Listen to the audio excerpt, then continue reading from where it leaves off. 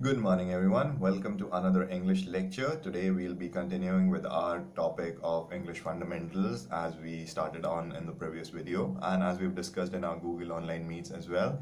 We'll be starting off with the very basics. So, we've done nouns and now we'll be moving on to pronouns and then adverbs and adjectives and so on and so forth, right?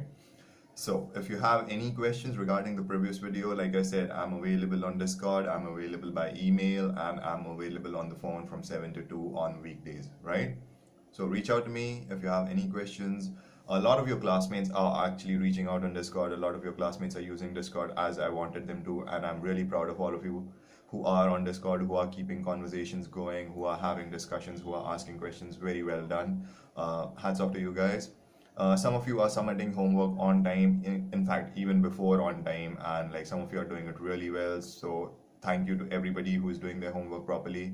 For those of you who are having trouble doing online lessons, who are having network issues, and who are having connectivity problems and can't really keep up, it's all right. Don't worry about it. We'll figure something out, all right? I'll figure out a way to get my information to you as efficiently as possible. Now, there are some of you who have told me that you have trouble watching YouTube videos because of data restrictions and stuff like that. So what you can do is go to Google, type YouTube to MP3, convert, copy paste the URL from the video to where the box is, download the video as an MP3 and listen to the MP3. So that's the simplest way you can do it. So you can just listen to the lecture as an MP3, make notes and everything else, and then bring them up during the online lesson. That way you will save data as well, and you won't miss out on any information. Like I said, if you download a video lecture as an MP3, it turns out to be like 15 to 20 MBs. Maximum it might go to 30 MBs. But if you download it as a video, like it's just 150, 250 MB, that's just the minimum, even on the lowest set quality. And there's no point downloading a low quality video when you can't see anything, right?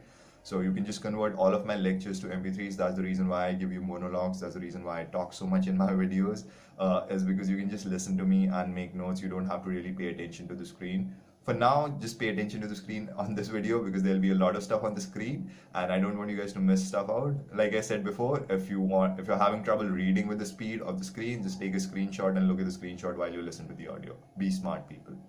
All right, without further ado, let's just get into the video and I hope all of you guys pay attention, make your notes and everything else.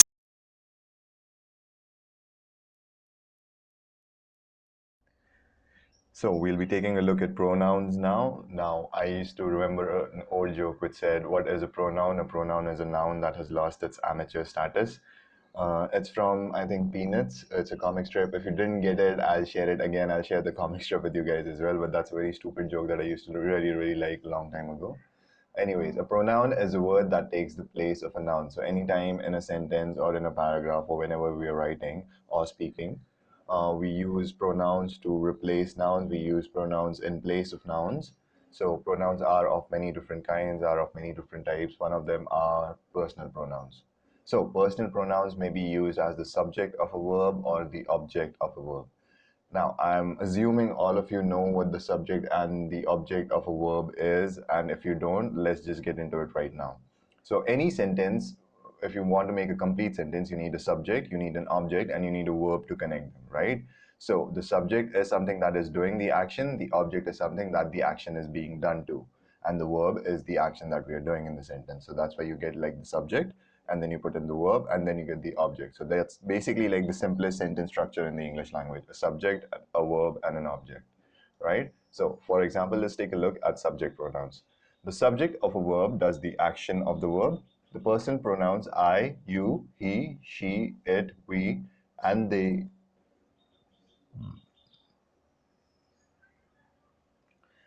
can all be used as the subject of a verb. Study the following two sentences. Lisa likes cats. She has 4 cats. Now, in the first sentence, the proper noun Lisa is the subject of the verb likes. In the second sentence, the pronoun she is the subject of the verb has. All right, now most of you are wondering, like, has, why is has a verb? Because has is the past tense of the verb have. And if you don't understand, like I said, these things you will understand more once you get familiar with the rules, once you get familiar with the language. So for example, like many of you might get confused, like, oh, why is has a verb? Because if you break it down into tenses, like has is a past tense, right? What would be the present tense of has? Have. What would be the present continuous? Present continuous denotes action, right? So what would be the present continuous tense of have? Having, ing. So having is a verb. That's why has is also a verb, because has is the past tense of having. All right. That's the way you look at it. So this is the reason why, like I tell you guys, that fundamentals are important, because all of these things that I'm explaining to you, these things are very obvious to me after all these years, right? I don't have to think about the rules. I don't have to think about what the verb of a sentence is, because usually my brain automatically fills in the blanks whenever I have to. Now you get to this level only by reading a lot, only by practicing a lot, only by exposing yourself to the English language a lot. That's why I mean, like, whenever I'm explaining fundamentals to you, please pay attention to whatever I'm telling you. Do not go much further than me. Do not ask me questions that are beyond what I'm teaching you right now. Because if you don't understand this, then you won't be able to understand the advanced stuff as well. All right. So for right now, like, you can recognize likes as a verb, right? That's very simple. Lisa likes cats. What's the action here? Likes. Likes is a doing thing, right? She's doing something. So what does she do? She likes cats. Now, she has 4 cats. Now, this is even difficult, right? Where is the verb? It's not very clear where is the verb. But we can look at she has 4 cats. Now, here, she is the subject. What is the object of the sentence? 4 cats. And so what would be the verb joining them? Has. How is has a verb? Because it is a past tense of having. All right? As simple as that. Now, let's move on. Here are some more pairs of sentences that show personal pronouns used as subjects of verbs. My name is Michael. I am 14. My father works hard. He works in a factory. My sister is older than me. She is 12. Our dog is very naughty. It likes to chase cats. Bob, you are a bad dog. David and I are playing football. We like sports. Jim and Jeff are my brothers. They are older than I am. Now, I'm not going to tell you what the personal pronouns and what the subjects and what the objects are in these sentences. So you guys have to make guesses. You guys have to do this yourself. When we have our online lecture, we'll discuss and I'll check if you have done the right work or not. Pardon me if you feel like I'm not pronouncing words properly, if I'm not speaking correctly. I'm just having a little bit of trouble with my throat, and I'm having a little bit of trouble with my voice, like you just noticed, yeah. So I'm having some trouble. Please ignore that. And if you don't understand anything, just let me know. I'll probably redo this video for you guys. So now we'll be taking a look at object pronouns. The object of a verb receives the action of the verb. All right, so basically an object is something that is affected by the action of the verb that we're using in our sentence. The personal pronouns me, you, him, her, it, us, and them can all be used as the object of a verb. Look at the following 2 sentences. Lisa likes cats. She likes to stroke them. Now, in the first part of the sentence, we have Lisa and cats, right? Those are 2 nouns. So one will be our subject, one will be our object. Now, in the second part of the sentence, it is she likes to stroke them. Now, what are we using for the pronouns? We are replacing Lisa with she, and we are replacing cats with them. All right. So now cats is the object here. Lisa is the subject. So in the second sentence, we replace both of them with she and them. And then we keep like the verb in the middle, which is likes. And then what does she do? She likes to stroke them. Now, in the first sentence, the noun cats is the object of the verb likes. In the second sentence, the pronoun them is the object of the verb stroke. All right. So first sentence, noun cats is the object of the verb likes. All right. Is the object. Subject is Lisa, right? Just remember that. Make sure you're always clear between your subject and your object whenever you're reading a sentence, whenever you're doing an exercise. And the second sentence, the pronoun them is the object of the verb stroke. Now, the verb stroke, look it up. What does it mean? I think you might know already, right? I think many of you know what stroke means. If you don't, just look it up. So, pronoun them is the object of the verb stroke. Now, we use the word pronoun them to replace what? Cat, right? So, like I said, pronouns are words that we use to replace nouns or use in place of nouns. Because of this sentence, Lisa likes cats, instead of here, I said Lisa likes cats, Lisa likes to stroke cats. Do you realize how stupid that sounds? Pardon my language, but like, yeah, that sounds really weird, right? That's the reason why we use pronouns, because we otherwise we'll be talking like this.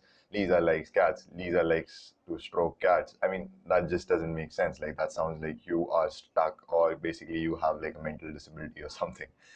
So we use pronouns to sound actually like our language sounds much more fluid. Our language is not repetitive, and we are not using words unnecessarily. Like, we just don't have to keep repeating somebody's name. Like, that's the reason why we use pronouns basically. is because we have to use like somebody's name at least once when we are writing a sentence, and then like through the rest of the piece we can just like refer to them as him or her or they or whatever it is, right? Makes the writer's job much easier, pronouns. So here are some more pairs of sentences that show personal pronouns used as objects of verbs. I'm doing my homework, Dad is helping me. Goodbye, children, I'll call you later. Where is John? I need to speak with him. Miss Garcia is very nice, all the children like her. The car is very dirty, Mom is cleaning it. Uncle Harry called Mary to ask her a question. My chocolates are all gone, someone has eaten them. Now, one just extra note, this word marry, many people pronounce it very weirdly. There's different pronunciations that I've heard throughout this country. Just remember, it's called Mary, right? And if it's an IE, it's called pronounced Marie. All right, with an IE, it's pronounced Marie. With a Y, it's pronounced Mary. All right, you don't say Mary, like with a double R, because there's no double R here. You say Mary, and then with an IE, it's Marie. So a little bit of pronunciation because like IE is usually the French spelling and Y is usually the westernized spelling. So just a simple note, not really very important to you guys, but just wanted to get it in. So the second part of this thing is first person, second person, and third person. Now this is really important. I've been talking about first person perspectives and second person and third person and blah, blah, blah every time I'm doing my literature stuff. So if you didn't know what I was talking about by now, I think you should already, because there has been videos where I have put forth like graphics about what the first person is, what the second person is, or what the third person is. Anyways, let's just get into it. In grammar, the person who is speaking is called the first person. The one spoken to is called the second person, and the one spoken about is called the third person. So, if I'm saying something to you, I am the first person in this conversation. What I'm saying to you makes you the second person, and what we're talking about is the third person. All right. So the table here is pretty simple and it's it's pretty well explained. So here is a table to help you remember which pronouns to use. First person singular, subject will be I, object will be me. Second person singular, you, object will be you. Third person singular, he, him, she, her, it. Now, before you move on to the next part, just look at the first part of the table, right?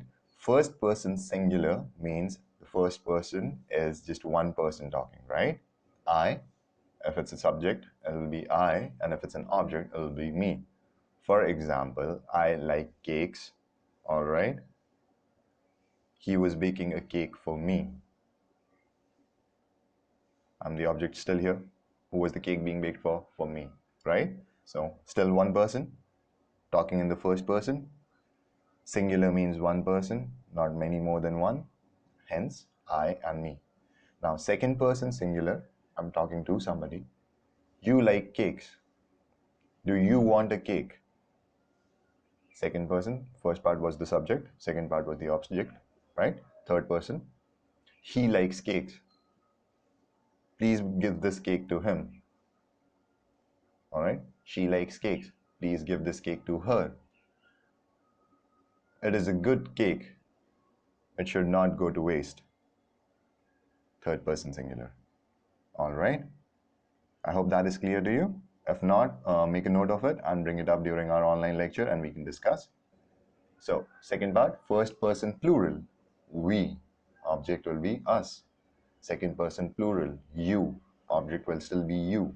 Third person plural, they, and object will be them. So, first example, we like cakes. You should give those cakes to us. The reason why I'm talking about cake so much is because I really want a chocolate cake. Like right now, holy crap, I'm craving a chocolate cake so bad, kids. Like it's been like a while since the lockdown happened and I've had cakes. Anyways, forget about my cake rant. Let's just look at the examples. Second person plural, you like cakes, we'll bring those cakes to you. Third person example, they like cakes, we'll give the cakes to them. All right, so first person is we're talking about us, but plural, so it's multiple. That's why we use the word we or us, because we're talking about more than one. Second person plural will be you or you. As always, like plural of you is you, you guys, you people, whatever you want to say. whatever plural word you want to use, whatever collective noun you want to use. Call back to an old lesson. So collective noun, plural, third person plural, they, them. Again, collective noun replaced by a pronoun. All right, simple as that. Now we'll be taking a look at reflexive pronouns. Usually, I've noticed that many people, whenever they're writing something or whenever they're doing something which has to do with reflexive pronouns, they get a little bit confused. So pay attention to this, make notes about it. And like I said, I've noticed it a lot, not just in your writing, but in other lectures that I've taught to other people back in like when I was a teacher. So I've noticed people making mistakes about this. Like I said, I've noticed mistakes while people speak English. I've noticed mistakes while people write English. And a lot of them are simple mistakes that come from the fact that people don't have clear fundamentals. All right. So let's take a look at reflexive pronouns. Reflexive pronouns are words that refer to the noun or pronoun that is the subject of the verb. The words myself, yourself, himself, herself, itself, ourselves, yourselves, and themselves are reflexive pronouns. I hope you noticed the way I changed my pronunciation once there started to be V's involved in the word. So make sure you're differentiating whenever you say something like myself or myselves. Make sure you're making your pronunciation clear between the F sound and the V sound. All right, make sure to pronounce the F sound when you say myself, and make sure to pronounce the V sound when you say myself. All right, you don't actually say myself, that's wrong. You just say yourselves or ourselves or themselves.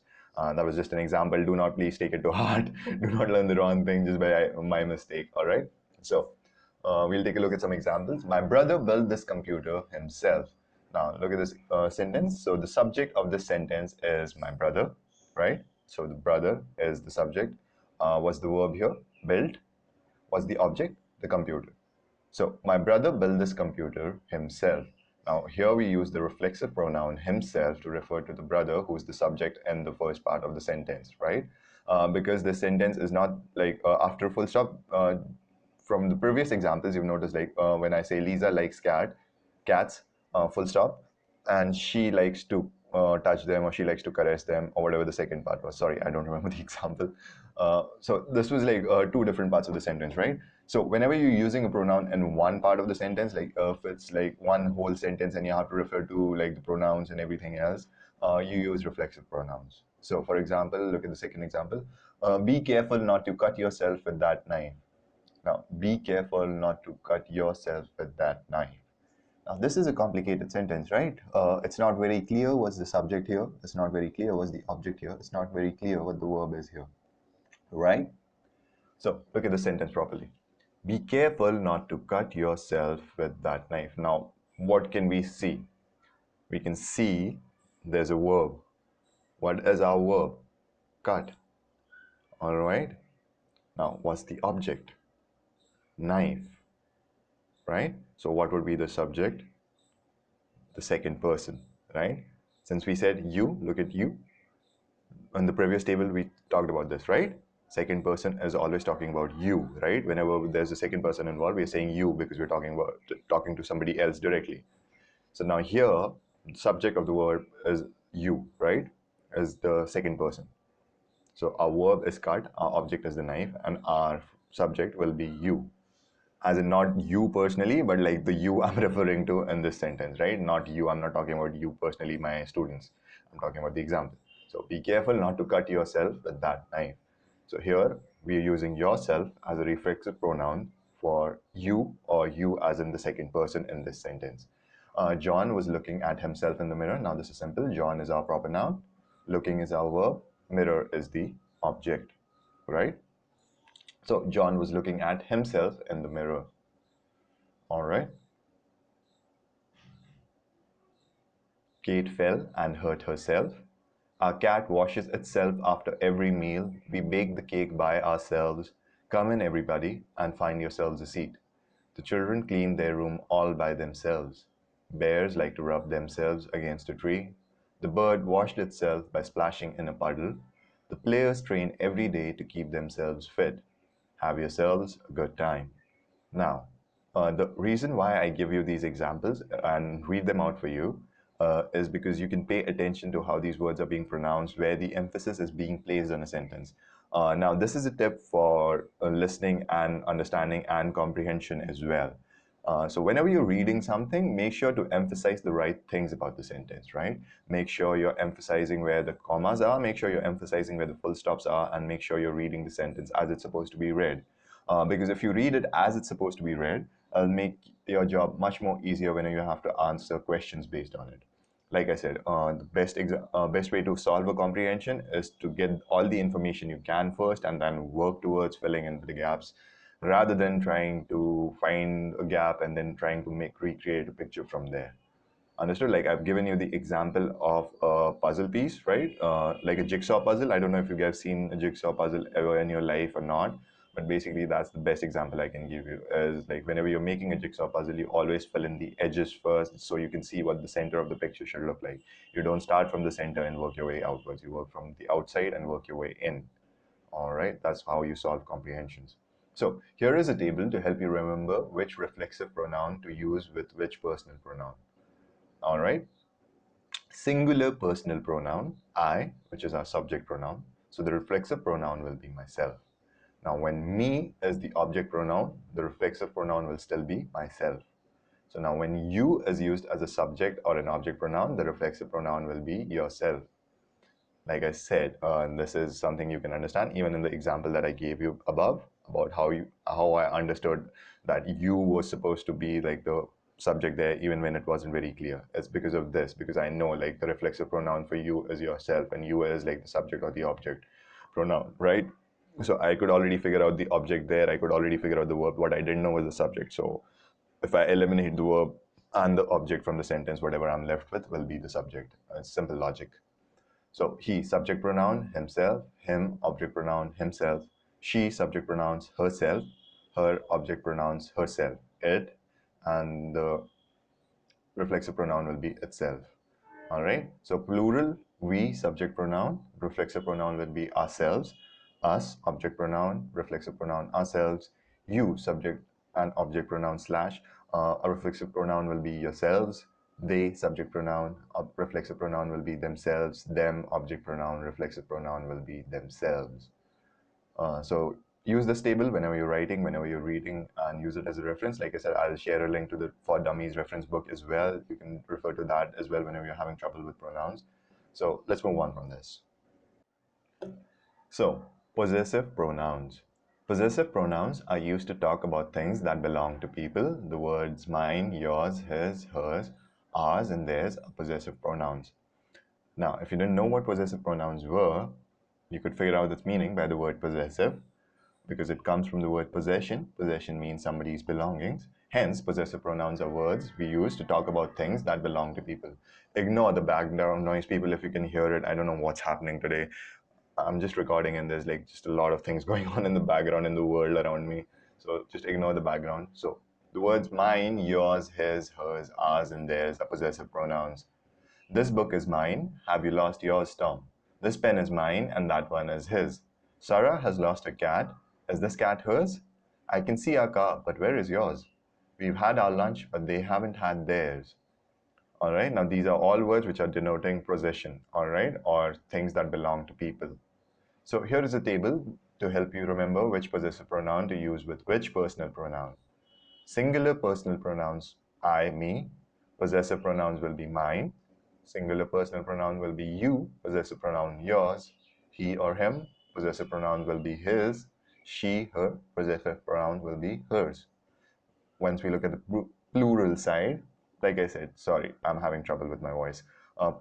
Plural personal pronouns, we, us. Possessive pronoun is ours, you, yours, they, them, and theirs. All right. Now, I don't think this is very complicated, possessive pronouns. If you feel like they are complicated, let me know because I will explain to you. Because right now, when I'm recording this and I'm going through my notes, I don't really think possessive pronouns are that difficult. And because most of you are not making mistakes when it comes to possessive pronouns. Like from what I've read, from whoever has submitted their homework and everything else, I don't really see a lot of possessive pronoun mistakes. Like people are actually pretty okay with it. So I won't go into details with it because I haven't really noticed a lot of people make mistake about, possessive pronouns. But sometimes people make mistakes by using like the wrong gendered possessive pronouns. Like for example, they'll refer to like he or him, and then suddenly they'll say hers out of nowhere randomly. So just remember, like, you're using your gendered pronouns correctly. And by gendered pronouns, I mean like he, him, his, she, her, hers. All right. So if like the first part of your sentence is like in the feminine gender, then make sure like whatever the pronouns, the rest of the way you're using in your sentence have to be like in the female gender. You can't just suddenly talk about a woman in the first part of the sentence and then start referring to her as a he in the second part of the sentence. And the same goes for men as well, you know.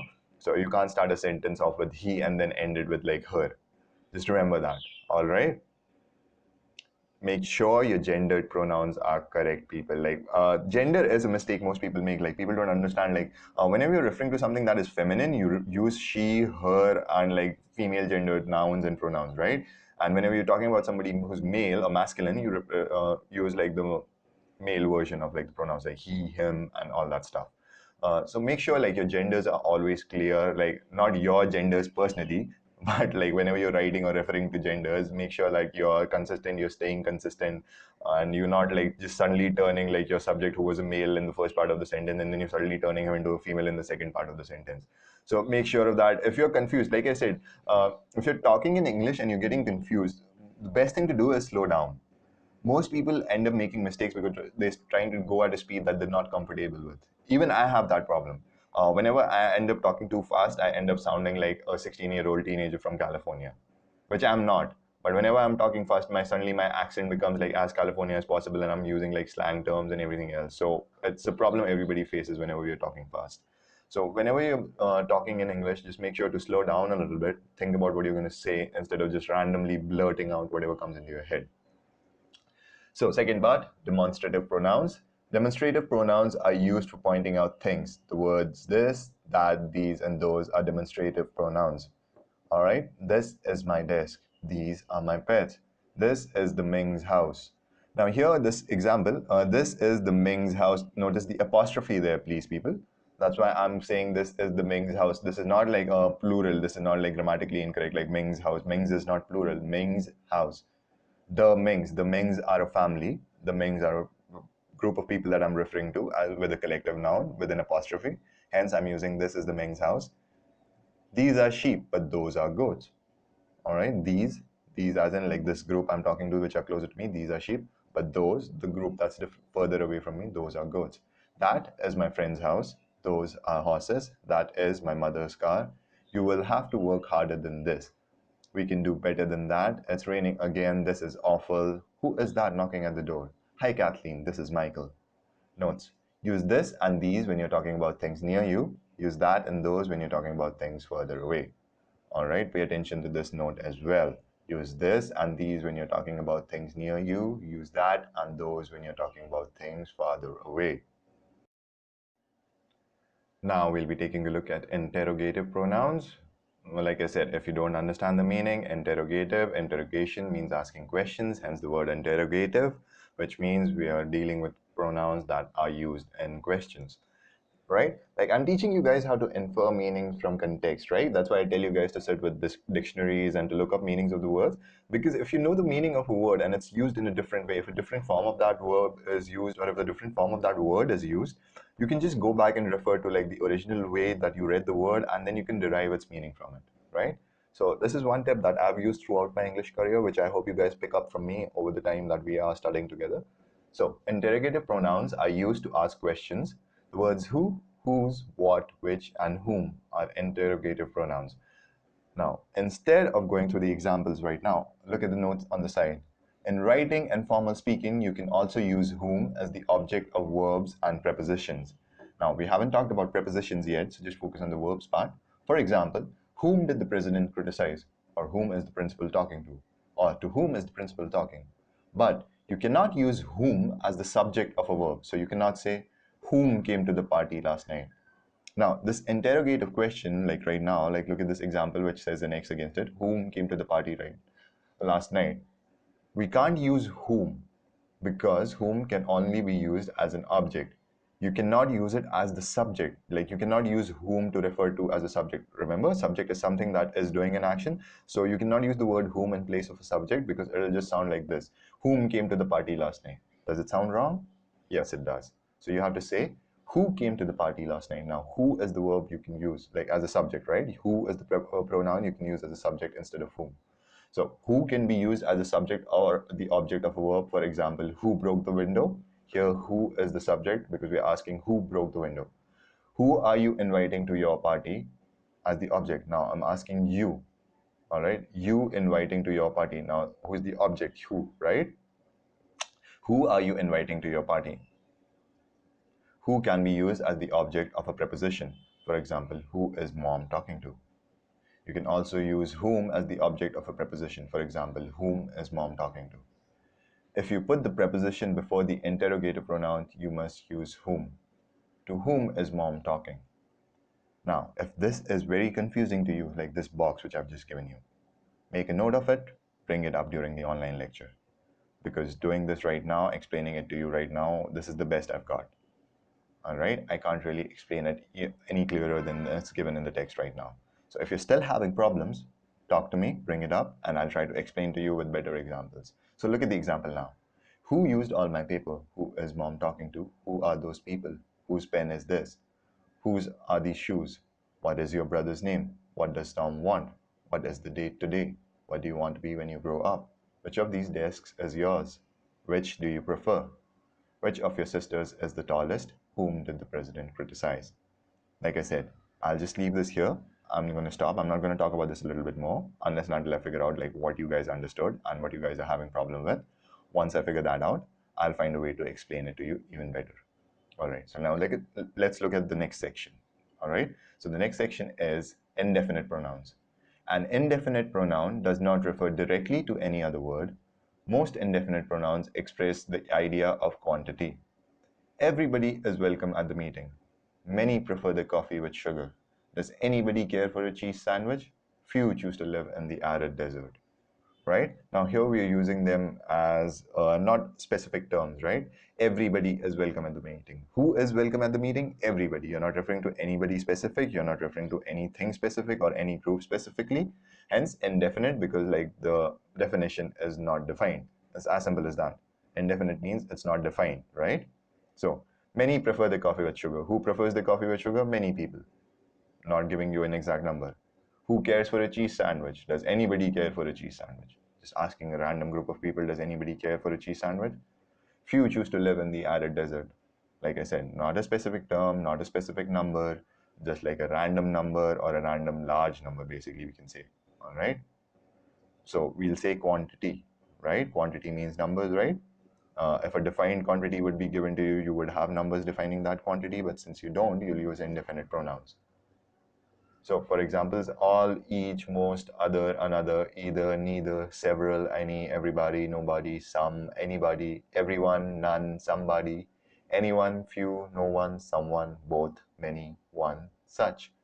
The pronoun they is considered an indefinite pronoun when it makes an indefinite reference. They produce a lot of coal in your state. Why don't they repair the bad roads? All right? So pronoun is they, and it's considered an indefinite pronoun when you're using it to make a reference to something that doesn't have like a clearly defined number. So for example, they produce a lot of coal in your store. Who produces a lot of coal in your state? They. Now I'm not defining they properly for you, hence it's called an indefinite pronoun here. All right. Now let's just stop this here and I'll talk about the exercises. So the first exercise, read the following passage, write the missing subject and object pronouns in the blank space. So do this exercise yourself and I'll give you some more whenever we have our online lecture and I'll give you stuff to do in your fair notebook as well. But for now, just do this exercise in your fair notebooks, right? So I'll end this lecture here and I'll talk to you guys online whenever we have a Google Meet. Like I said, make sure you have your questions ready, make sure you have your queries ready because there might be things in this video that you didn't understand. So bring them up during the lecture and we can talk about them then. For now, just do this one exercise, all right?